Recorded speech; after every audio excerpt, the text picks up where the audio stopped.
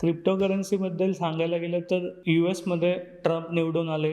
यूएसमध्ये cryptocurrency legal आहे. आपल्या इंडियामध्ये इंडियन गव्हर्नमेंटने क्रिप्टोकरन्सी इट्स इल्लीगल. त्याच्यामुळे पहिली गोष्ट तर आणि त्यात क्रिप्टोकरन्सीमध्ये कोणतीही प्रॉपर बॉडी नाही आहे जसं की म्युच्युअल फंडला सेबी आहे, RBI आहे, ॲम्फी आहे.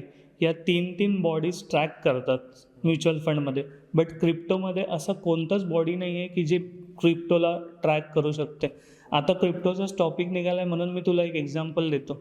माझा एक फ्रेंड आहे, त्याचे एका क्रिप्टो ॲप्लिकेशनमध्ये लाखोंची इन्व्हेस्टमेंट्स आहे. ऑल्दो तो प्रॉफिटेबल आहे. आता त्या ॲप्लिकेशनचा इश्यू चालू आहे. त्यांना रोज मेल येतो की टाउन हॉलमध्ये या दिवशी मीटिंग आहे, त्या दिवशी मीटिंग आहे.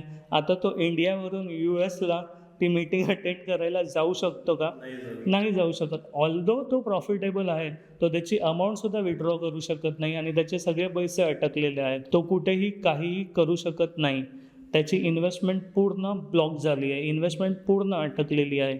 तेच म्युच्युअल फंडमध्ये तुमच्या ट्रान्झॅक्शनमध्ये काही इश्यू झाला किंवा तुम्हाला कधीही काही इश्यू झाला तर तुम्ही ॲम्फीकडे जाऊन, सेबीकडे जाऊन, RBIकडे जाऊन तुम्ही ते तुमचा ट्रॅक करू शकतात, जे क्रिप्टोकरन्सीमध्ये नाही आहे.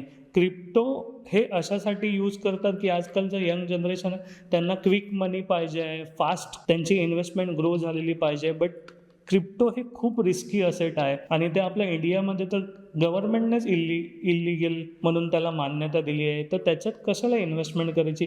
तुम्ही इन्व्हेस्टमेंट करतात तुमचं फ्युचर सिक्युअर्ड होण्यासाठी. तर मग तुम्ही क्रिप्टोमध्ये इन्व्हेस्टमेंट करून तुमचं फ्युचर सिक्युअर्ड न करता तुम्ही तुमच्या इन्व्हेस्टमेंटला रिस्कमध्ये टाकताय. तर त्याच्यामुळे म्युच्युअल फंडमध्ये इन्व्हेस्टमेंट केली तर तुमच्या या सगळ्या गोष्टी आणि हे सगळे प्रॉब्लेम सॉल्व्ह होऊन जातात.